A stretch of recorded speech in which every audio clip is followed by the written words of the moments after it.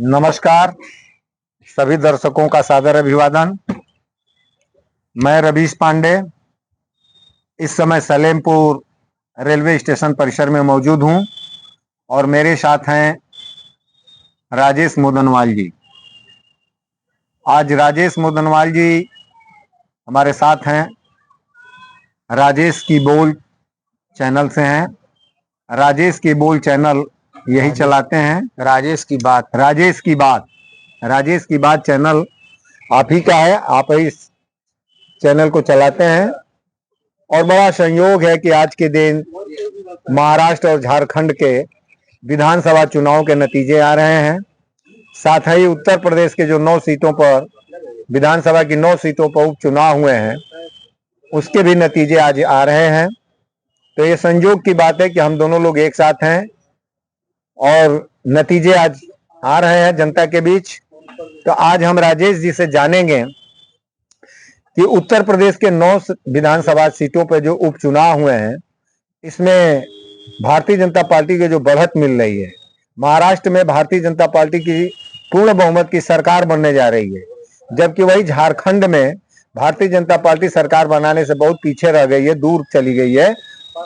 तो इसके क्या कारण हो सकते हैं कि उत्तर प्रदेश में भाजपा के अच्छा प्रदर्शन रहा, महाराष्ट्र में भाजपा का तूफानी प्रदर्शन रहा और झारखंड में भाजपा सरकार बनाने से बहुत पीछे, बहुत दूर रह गई। इस पे अपने विचार व्यक्त करेंगे हमारे राजेश जी। तो राजेश जी, क्रमवार चलिए, पहले उत्तर प्रदेश, फिर महाराष्ट्र, फिर आप पहुंचिए झारखंड। कि ऐसा क्या है, ऐसा कौन सा जादू चला उत्तर प्रदेश में कि उत्तर प्रदेश की 9 सीटों पर 8 सीटों पर भारतीय जनता पार्टी आगे चल रही है, महाराष्ट्र में तूफानी जीत मिल रही है, पूर्ण बहुमत की सरकार भारतीय जनता पार्टी बनाने जा रही है, जबकि झारखंड में यही भारतीय जनता पार्टी बहुमत से काफी पीछे रह गई है। इसके क्या कारण है?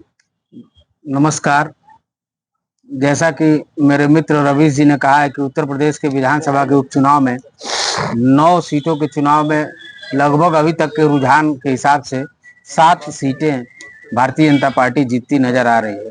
अब इसके जीतने के क्या कारण हैं, जबकि अमूमन ये आप देखे होंगे कि उपचुनाव में विपक्षी दल भी ज़्यादा ध्यान नहीं देते हैं।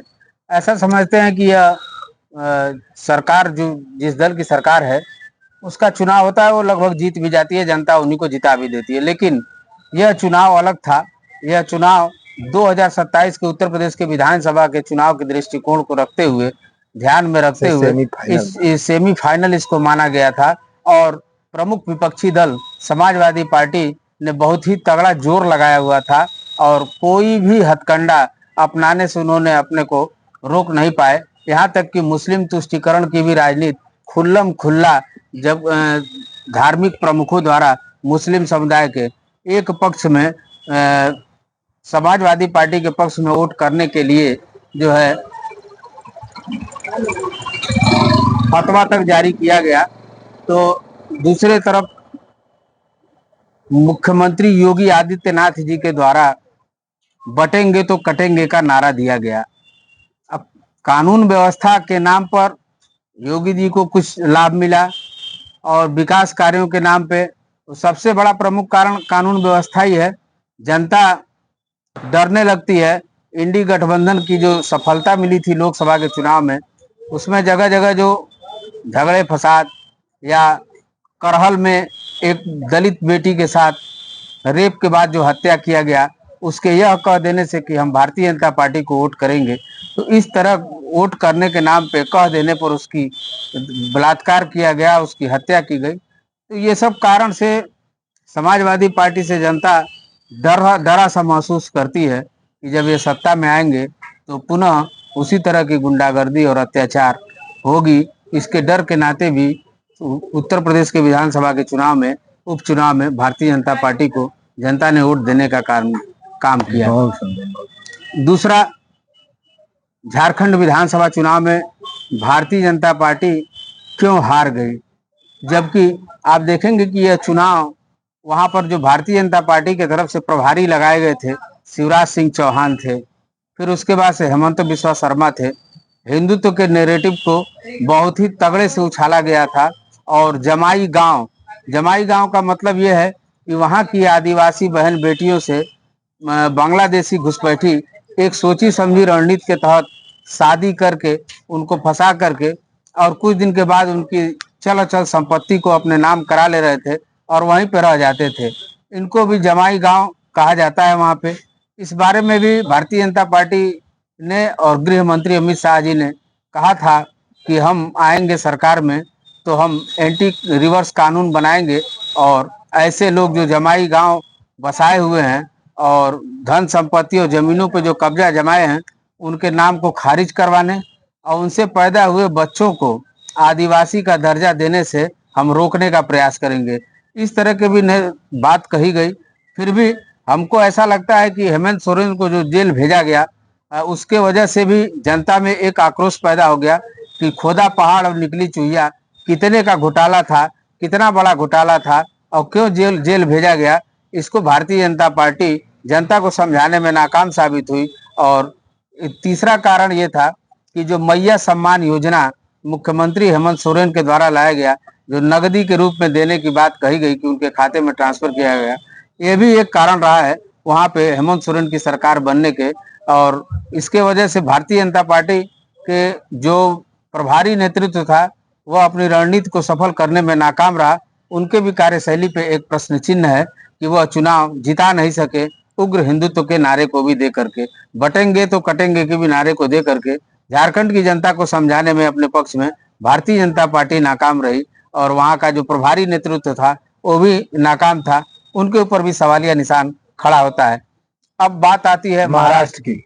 महाराष्ट्र के चुनाव में आप जानते हैं कि 2024 के लोकसभा के चुनाव में बहुत ही खराब प्रदर्शन भारतीय जनता पार्टी का वहां पे रहा है। उसको ठीक करने में बहुत ही कठिन परिश्रम भारतीय जनता पार्टी ने किया था। एकनाथ शिंदे ने भी, जो एक जन सेवक के रूप में, जैसे आप यूं कह सकते हैं कि जब राजा एक सहज भाव में रहता है, बिना घमंड के रहता है, जैसे शिवराज सिंह चौहान की मध्य प्रदेश में छवि थी, लगभग वैसे ही छवि एकनाथ शिंदे 2.5 साल के कार्यकाल में अपनी बनाने में कामयाब रहे। और लाडली बहना सम्मान योजना जो उन्होंने दिया, जो अभी तक लगभग 7,500 रुपए लोगों के खाते में, प्रत्येक महिलाओं के खाते में आ चुका है, ये एक कारण था। और दूसरा एक प्रमुख कारण था कि जो मुस्लिम धार्मिक प्रमुखों ने ये प्रतिष्ठा का चुनाव बना लिया था कि हम लोग भारतीय जनता पार्टी को हरा कर रहेंगे, सत्ता से बाहर करके रहेंगे।